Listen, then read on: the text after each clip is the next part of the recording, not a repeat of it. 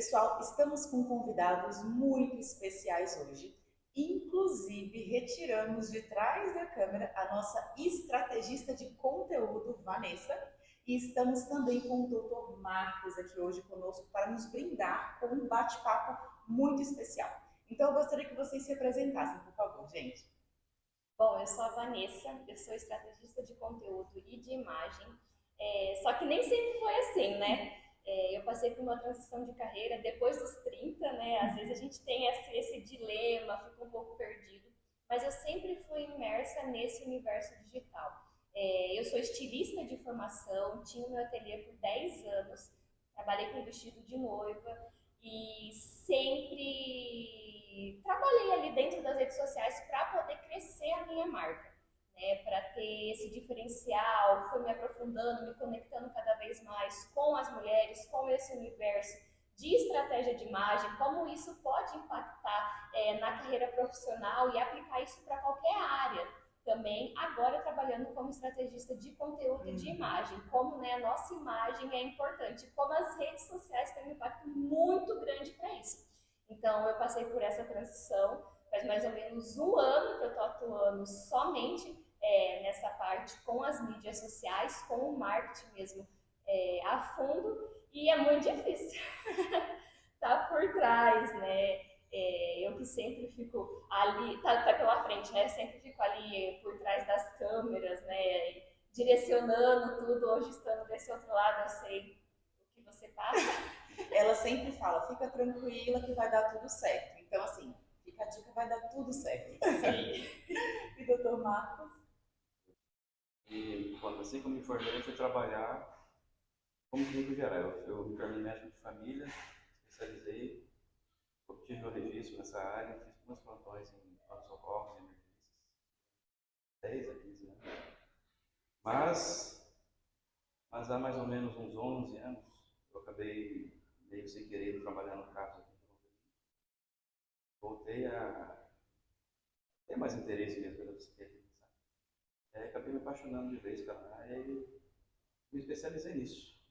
Essa vida de saúde mental, essa vida em que a gente tenta integrar tudo, como a gente muitas vezes fala aqui, sobre a necessidade da gente integrar o estar bem dentro de um contexto de equilíbrio emocional, junto com o nosso universo, junto com o nosso dia a dia. E é isso que nós vamos abordar hoje, porque quem não está imerso nesse meio de tecnologia e de mídia social?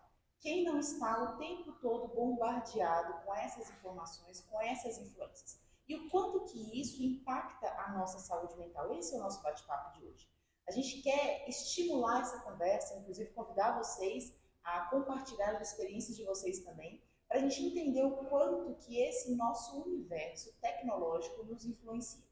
Então, eu queria perguntar para vocês, gente, o quanto que vocês entendem que a tecnologia, a mídia social e a interferência desses universos hoje na nossa vida pode impactar a nossa saúde mental.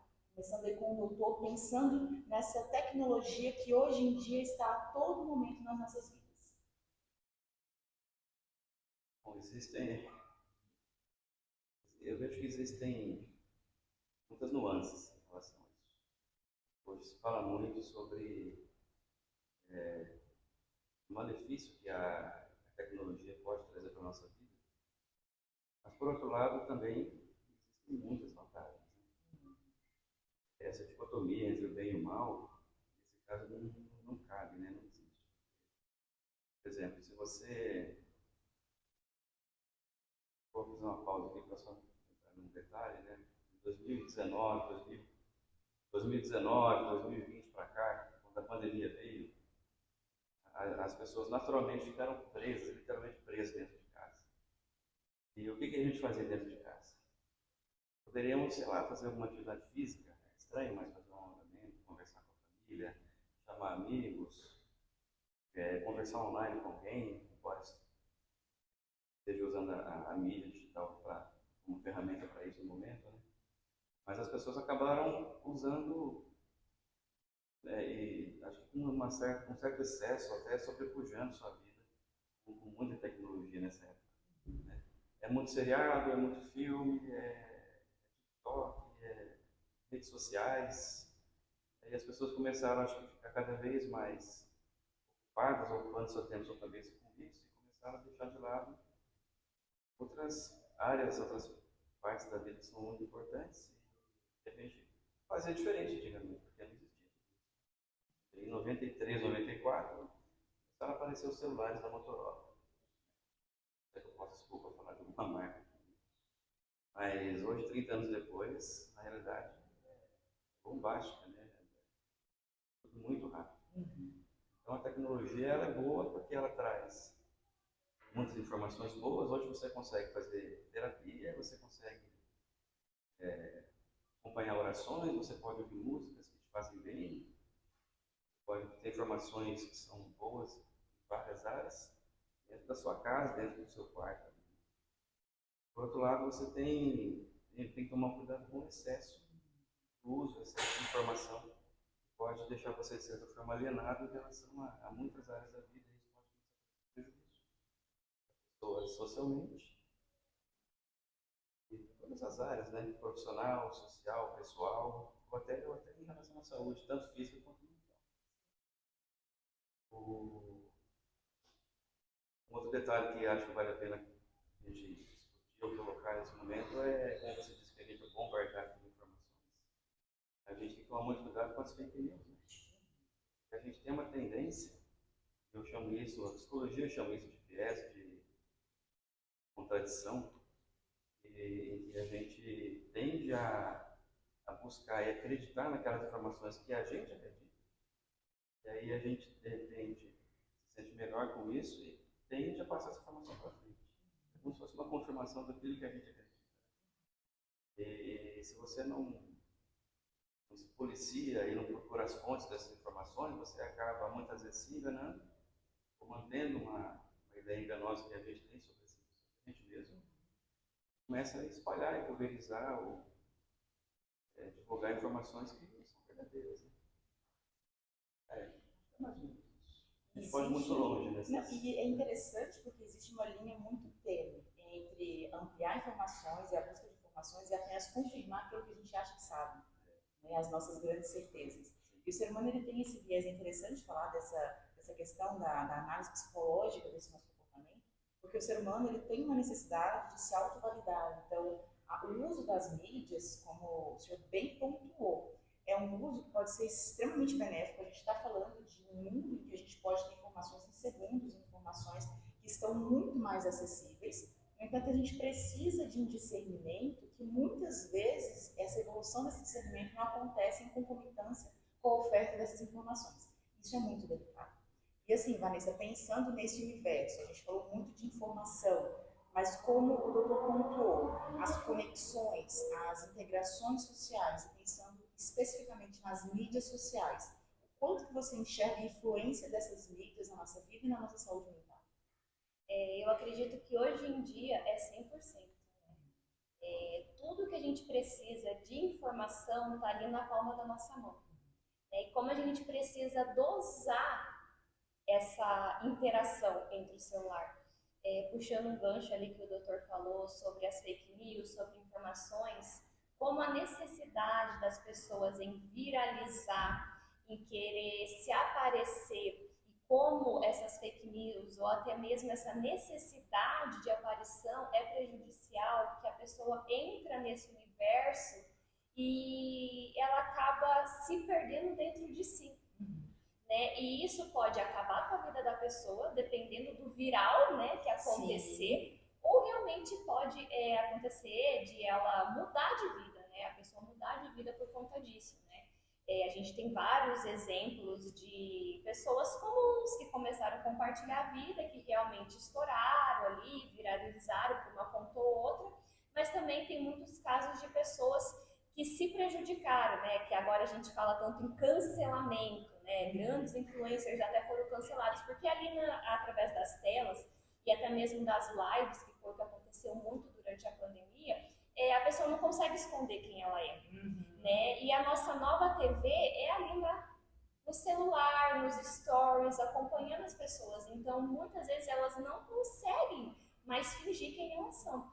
Então, tem uma linha assim, muito tênue entre ser bom e o ruim, e o prejudicial. Né? Eu trabalho muito online, né? Durante a pandemia também, foi onde eu trabalhei mais, foi onde eu tive o meu esgotamento também emocional, porque eu não soube dosar essa questão, e foi onde eu percebi que tudo você consegue fazer online. Né? A gente realmente, se não quiser, a gente não sai de casa. E olha como isso é prejudicial para os nossos relacionamentos, para a nossa saúde mental, porque a gente vive um mundo fantasioso dentro do universo das redes sociais. Né? A gente, às vezes, quer ser como tal pessoa, né? Agir como aquela influencer que você segue, e acaba se perdendo de quem você é. E isso não é nem um pouco benéfico. Né? Isso é super prejudicial, porque aí gera uma crise de identidade muito grande.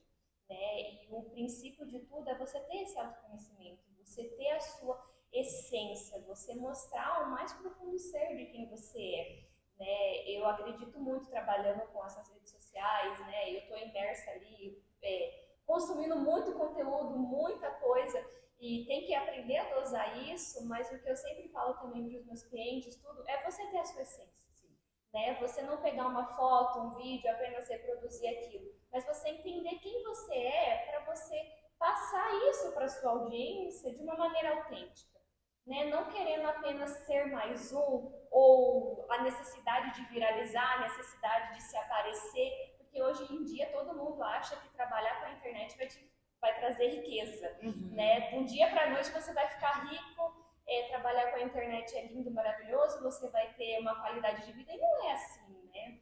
Os gurus aí, né, às vezes do marketing, que a gente vê muito sobre isso, eu acredito que é muito prejudicial, porque a gente tenta reproduzir aquilo e não consegue, né? A gente tenta aplicar aquilo lá, só que assim, ele já chegou no patamar que já está muito alto.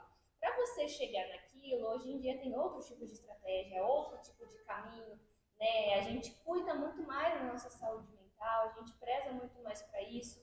Então, acredito muito que a gente precisa realmente parar, pensar, dosar como é que está sendo, o que a gente está consumindo, né? Quanto tempo a gente passa ali nas telas, até onde eu vou compartilhar essa informação, até onde eu realmente quero me aparecer, quero viralizar, é isso mesmo que eu quero, ou o movimento está pedindo para eu fazer isso? Né? A gente teve agora uma semana de moda, né? Semana de moda de Paris, de Milão, eu acompanho tudo, e você vê assim, as meninas enlouquecidas pelas it girls, né? Que é aquelas que ditam a tendência, tudo. Mas é um patamar muito irreal, né? A gente está num universo assim, onde muitas marcas de luxo são expostas, e todo mundo quer ter uma bolsinha de marca, né? Se você for consumindo, quanto mais você consome aquele conteúdo, você quer aquilo. Porque é isso que as redes sociais faz, né? Ela molda ali o seu comportamento, e quanto mais você vai consumir o conteúdo daquele, mais vai aparecer, né? O algoritmo vai aparecendo, vai aparecendo, vai aparecendo, até você falar assim, nossa, eu não tenho uma bolsa de marca, ai, eu não tenho essa roupa, ai, eu não tenho isso, ai, eu não tenho esse tipo de cabelo. Aí você vai vendo os padrões se repetindo, e daqui a um tempo a pessoa se esgotando, explodindo, se perdendo, né? Às vezes caindo ali na depressão, na ansiedade, no burnout. Né? E como isso é prejudicial, né? Na semana de moda as meninas mesmo usam roupas assim que você jamais ali vai ter acesso àquilo, né? Porque elas realmente se fantasiam, né? Elas precisam se expressar, precisam ter um acessório muito presente, elas ganham tudo das marcas. E assim, você realmente quer se expressar desse jeito? Né? Você realmente quer ser aquela pessoa? Quem é você neste mundo, né? Isso é muito importante e muito delicado também, porque como você disse, eu não tenho, eu não sou, logo não me sinto bem, não estou bem nesse mundo, não sou feliz. E aí o aparecimento de sintomas mentais dentro desse contexto, isso é muito grave e muito presente. E aqui é interessante a gente pontuar, porque na Namu a gente sempre prioriza muito a realidade, a gente fala que é a necessidade de equilíbrio para a gente conseguir ponderar isso, e todos nós que aqui estamos falando buscamos esse equilíbrio diariamente também. É importante porque nós estamos inseridos neste mesmo meio, e o objetivo desse diálogo é trazer a importância de trabalharmos esse equilíbrio que vem, na verdade, dentro de um contexto de autoconhecimento. Conectar-se com si, saber aquilo que realmente faz sentido fazer, ter e ser. E é interessante que a gente fala, e nosso destaque inicial foi sobre os malefícios ou os prejuízos que a rede social e as tecnologias podem trazer, mas também temos, como o doutor bem pontuou no início, os inúmeros benefícios. E pensando nessa questão dos benefícios das tecnologias e das redes sociais, doutora, eu queria que o senhor pontuasse um pouquinho, na sua opinião, quais são os benefícios que a gente pode ter do uso desses instrumentos? São ferramentas, no final do dia, ferramentas podem ser utilizadas para o bem e para o mal. Então, quais são os benefícios desses instrumentos para a gente no dia a dia e pensando especificamente na saúde mental? Eu vejo de benefício é a gente, tudo que a internet nos traz, a mídia nos traz, para a gente não se perder e fazer uma autoanálise, uma autoavaliação. A gente não começar a viver em função dos outros, ou da influência dos outros. Os influencers hoje são isso. O pessoal falando um pouco sobre aqueles que acabam estourando na mídia, né? Eles acabam ficando famosos, ficando ricos, mas quantas pessoas famosas, cantores, atores aí pelo mundo afora, não aqui no Brasil, só mas pelo mundo afora, acabam tendo sucesso social, mas eles não estão doentes. Sabe aquela história de por fora aquela laranja linda, mas por dentro ela está doente, ela está até podre, vamos dizer assim, não que as pessoas estejam assim, mas a gente tem que tomar cuidado para não adoecer mentalmente e passar aquela imagem que por fora a gente está ótimo, está vivendo bem. E as redes sociais hoje em dia é muito isso. A gente vê as pessoas mostrando vídeos, mostrando fotos, divulgando uma imagem que na verdade a realidade não é aquilo.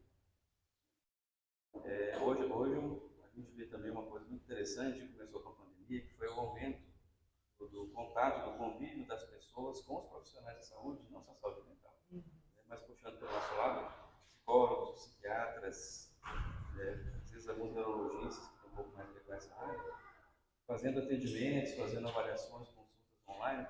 Então a gente vê que até questão legal de atendimentos online, isso foi muito mais aceito, foi muito mais procurado com a pandemia para cá. Né? Hoje em dia existem plataformas na internet que você consegue agendar psicoterapia ou agendar a consultas com psiquiatras, além de outros médicos, outras especialidades, de forma online, né? Eu mesmo atendo pessoas do Brasil inteiro, usando essa ferramenta, isso é muito bom. A nossa área, eu vejo que é muito mais viável, porque a gente trabalha basicamente conversando com os pacientes, observando o comportamento deles. Você precisa fazer um exame físico do paciente, por exemplo, você vai ter que orientar ele a procurar um médico lá onde ele está, de forma presencial, para, de repente, fazer não só um exame físico, mas um exame laboratorial, um exame de imagem, uma outra condição necessária. Né? Mas, com esse avanço tecnológico em relação à nossa profissão, a gente vê também muitas ferramentas que no dia a dia são interessantes. Né? Muitas pessoas eu vejo que são curiosas em relação à saúde mental, e se você de repente está lá assistindo uma aula ou vendo um vídeo, aparece um anúncio falando sobre sucesso, falando sobre burnout, falando sobre crise de ansiedade, falando sobre outras doenças da nossa esfera da saúde mental. De repente você fica atento naquilo, chama a sua atenção e você começa a procurar mais informações sobre isso. Né? E, inclusive, eu vou aproveitar esse momento e falar sobre dois aplicativos que eu criei pensando nisso. Um foi criado para médicos, o outro para a população geral. O primeiro, criado para médicos, eu tive essa ideia na época que eu estava estudando a psiquiatria. Porque no dia a dia a gente tem muita informação, a gente tem muitas áreas para estudar, o funcionamento da mente, os sintomas de cada transtorno, como procurar os diagnósticos, como tratar cada situação, né, forma medicamentosa no caso. Então, como era muita informação e a gente acaba tendo dificuldade de ter essa informação de forma mais rápida, e na minha época não tinha esses e-books, era tudo mesmo, na fotocópia, no Xerox, ali, eu senti muita falta de ter alguém que me passasse a informação, vamos dizer assim, ter um professor do meu lado, ou ter uma informação na palma da minha mão mesmo que me ajudasse no meu trabalho. Né? Então eu criei um aplicativo para médicos, aquele que quando você bate o dedo ali, você clica, você já consegue ter algoritmos de doenças, de transtornos, quais são os sintomas principais, como você consegue escolher a medicação que você vai usar em cada caso pontual, como manejar aquela medicação, por exemplo, como você muda, como você para aqueles médicos que são médicos de família, são expostos pelo Brasil afora, os cardiologistas, ginecologistas, endócrinos, tem muitos pacientes que acabam, a partir deles, sendo encaminhados para a gente depois. É uma base que eles podem ter para conseguir ajudar muito o dia a dia deles. Né? Principalmente nos pequenos centros, nas pequenas regiões, onde os médicos praticamente têm que fazer tudo ainda. Seria uma ferramenta para ajudar eles no dia a dia, tanto eles quanto os pacientes. E aí, mais recentemente, um ano e meio para cá, eu criei um outro aplicativo que é para a população geral mesmo, sabe? A ideia foi colocar os transtornos ou as doenças mais comuns. E puxando isso que o doutor falou também, eu acho muito importante que caia nesse autoconhecimento, né, que a gente está falando aqui hoje. E como a gente negligencia, né, a saúde mental, como uma depressão, ou você está ansioso, né, ou uma crise de pânico, a pessoa não se importa com isso, porque não é uma doença física, né? Você não cortou um braço, ou caiu, ou quebrou, né? É uma doença que está interna. E como a gente não presta atenção nisso, né? Como isso é importante para a gente ter esse autoconhecimento, se importar mesmo com você, né? E falar assim, não, eu não estou bem. Né? Eu preciso dar uma atenção para isso, porque senão vai passar lá 50 anos, você sofreu a vida inteira, e você vai ficar nisso depois de 50 anos. Né? Como é triste, né, acontecer algo assim, porque eu vejo que às vezes a pessoa tem muito preconceito também em falar que estar nessa situação, que tem, que tem alguma situação mental mesmo interna e julgamento mesmo das outras pessoas, que eu acho que é essa pressão social que causa tudo isso, que às vezes a pessoa fala assim, ah, mas eu não tô bem. Ah, mas é só você dormir que passa. Ah, vai tomar um cafezinho da tarde que passa. E não é isso. Né? É isso, é frescura. E não é bem isso, né? É muito mais profundo. Então, eu acho isso muito importante, que envolve todo esse autoconhecimento, para a gente se olhar com mais atenção, se olhar com mais carinho, se olhar com mais cuidado, né? Dosar o que a gente consome também, não se importar tanto com a opinião alheia, sim com você, se importar mais com você. Porque é muito fácil se importar com uma amiga, né? Quando a sua amiga vem conversar com você, você fala, não, amiga, vamos lá, isso está acontecendo. Mas quando é com você, não, tá tudo bem. E você não está bem. Sim. Né? Então, ter esse olhar cuidadoso com a gente, né? Eu acho que a grande mensagem, na verdade, é justamente isso. Utilizar redes sociais, utilizar a tecnologia para a gente tirar estigmas. Estigmas do sofrimento mental, do adoecimento mental, do transtorno mental. A gente poder falar sobre isso de uma forma séria, orientada, falar para as pessoas buscarem ajuda, mostrar que está tudo bem, não se sentir bem, e se lembrar sempre que aquilo que aparece nas mídias sociais não necessariamente reflete a realidade, que a gente tem que buscar aquilo que realmente faz sentido para a gente. Então, existe esse instrumento, essa ferramenta que é valiosíssima, não só para a gente divulgar informações sérias, não só para a gente ter contato com conteúdos de qualidade, não só para a gente buscar autoconhecimento, mas para a gente conseguir também estar nesse mundo de uma forma mais inteira e verdadeira. Eu acredito muito que a gente precisa ser intencional, né? Porque muitas vezes a gente, que nem o doutor falou, a gente está lá rodando o feed, mas a gente nem está prestando atenção naquilo. A gente simplesmente senta no sofá, é consumido com um monte de informação, o nosso subconsciente fica com aquilo, aí você se sente sobrecarregado, às vezes nem sabe muito sobre o que é aquilo, mas você só está ali, ó, rodando. E você realmente não para nesse momento. Seja intencional para consumir um conteúdo informativo que realmente vai fazer diferença, ou que você esteja procurando uma receita, por exemplo, que é muito legal, né? Você está lá na internet, tem uma receitinha fácil para você fazer, Mas às vezes você está procurando uma receita e você fala roda, roda, roda, roda, passou a receita e você está lá, rodando, rodando, rodando, rodando, rodando. Passou a receita, esqueceu a receita. Esqueceu a receita. Movimentos automáticos. É ser realmente intencional ao consumir esses conteúdos. Né? Maravilha. Eu acho que assim, foi um bate-papo muito rico para a gente entender todos esses benefícios das mídias, das tecnologias. Eu queria agradecer muito a participação de vocês, a ter aceitado o convite, tanto para compartilhar, inclusive, instrumentos preciosíssimos, como esses dois aplicativos que o senhor desenvolveu, olhando para esses profissionais que muitas vezes não estão dentro da área da saúde mental de uma forma tão aprofundada, mas que precisam desse conhecimento prático, objetivo e correto para agir de uma forma mais assertiva, quanto para os pacientes nessa busca de autoconhecimento e realmente desestigmatizando o sofrimento mental, para a gente poder falar mais sobre isso. Agradeço muitíssimo ter aceito o nosso convite para participar e Vanessa também ter aceito sair de trás das câmeras para se colocar aqui, para compartilhar essa percepção sobre a importância das mídias digitais e a importância de nos colocarmos inteiros e intencionais neste universo que nos bombardeia, mas principalmente que nos acolhe dia a dia. Eu espero que vocês tenham gostado desse nosso bate-papo.